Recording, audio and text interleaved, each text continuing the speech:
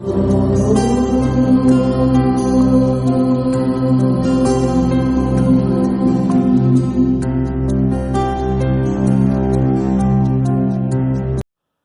श्री राम मित्रों, स्वागत है आपका आदर्श धर्म सनातन धर्म यूट्यूब चैनल के प्रश्नावली कार्यक्रम में। आज के वीडियो में हमारे दर्शक श्रीमान विश्वनाथ त्रिपाठी का प्रश्न कि सहस्त्रबाहु ने परशुराम जी के पिता को क्यों मारा।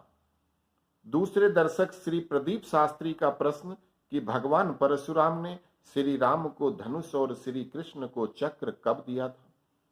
श्री मयंक अग्रवाल का प्रश्न कि जब सहस्त्रबाहु को भगवान परशुराम ने मारा तो वो रावण को कैसे कैद कर सकता था, प्लीज टाइम लाइन बतलाइए।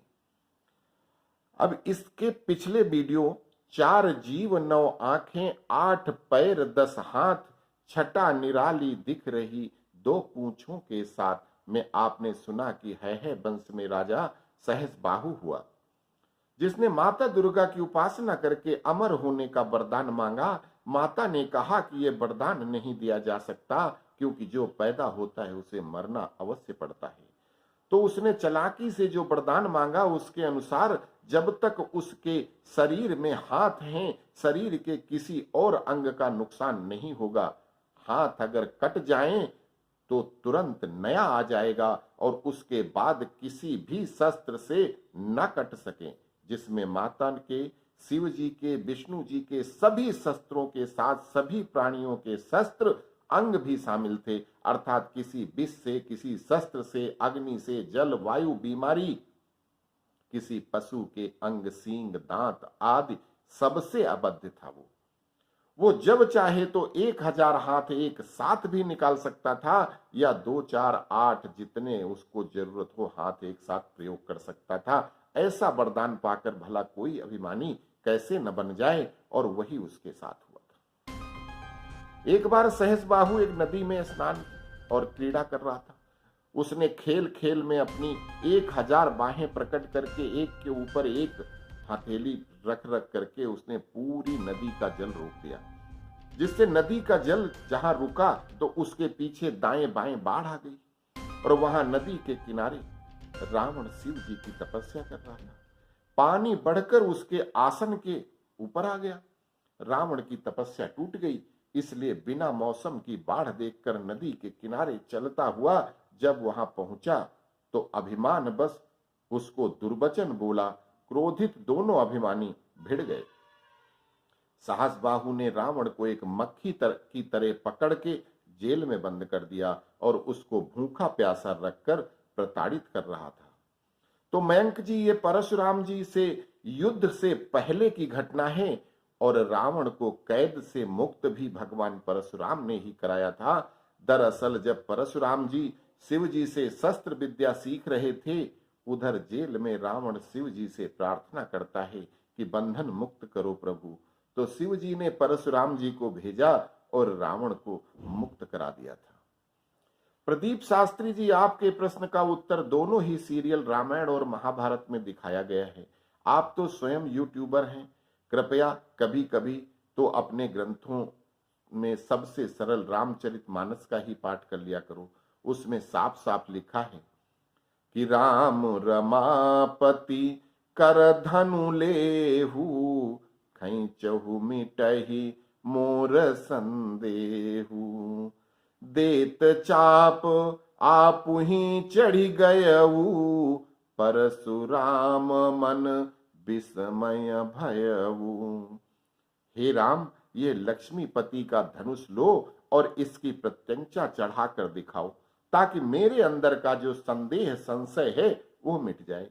धनुष देते ही अपने आप चढ़ जाता है, जिससे परशुराम जी आश्चर्यचकित हो जाते हैं।